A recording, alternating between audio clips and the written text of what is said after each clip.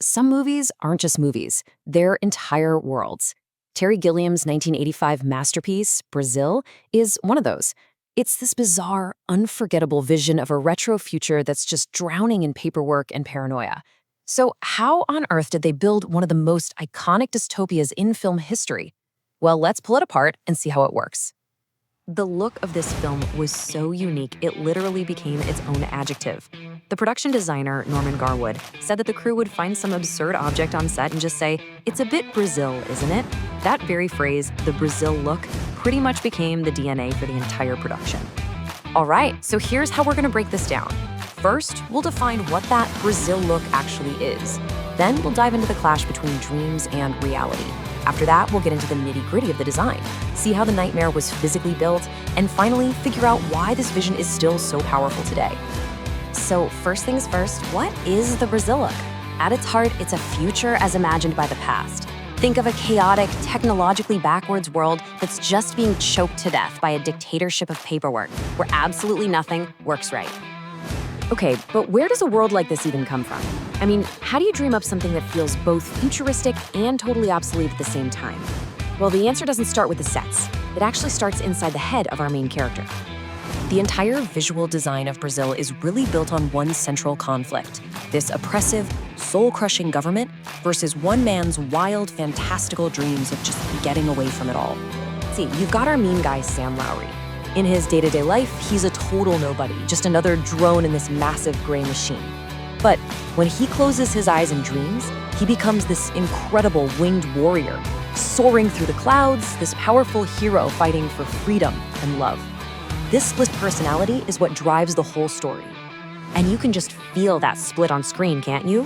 I mean, look at this. On one side, you've got the grim, colorless, claustrophobic reality of his office, and on the other, the vibrant, expansive freedom of his dream world.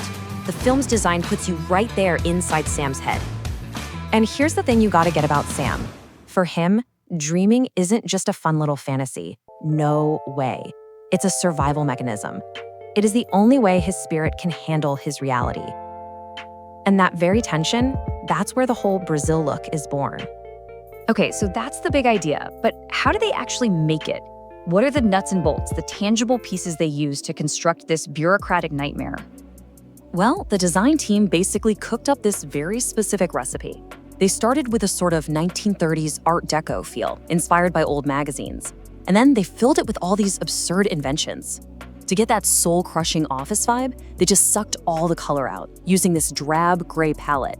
But then, bam, they'd hit you with these totally outrageous props, like the famous shoe hat, just to keep you off balance. And all those glass blocks lit from behind, that gave the world this unique, surreal, and really oppressive glow. And maybe nothing is more iconic than all that ducting. It started off as a simple idea, Put some exposed ducts in the poorer parts of the city. But then came the brilliant, terrifying question, what if we put it everywhere? And just like that, this one idea grew until the ducts became this omnipresent symbol of the oppressive central services, even showing up as fancy, poshed-up versions in high-end apartments.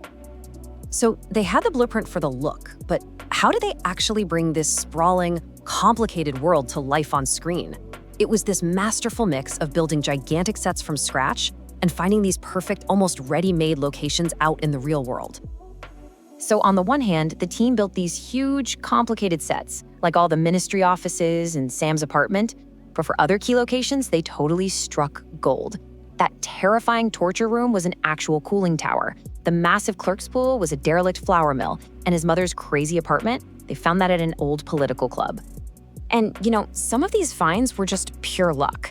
Garwood tells this amazing story of how he and Gilliam were exploring an abandoned power station, and they walked into this massive, derelict cooling tower, and they just looked at each other and knew instantly, no debate, that was their torture chamber.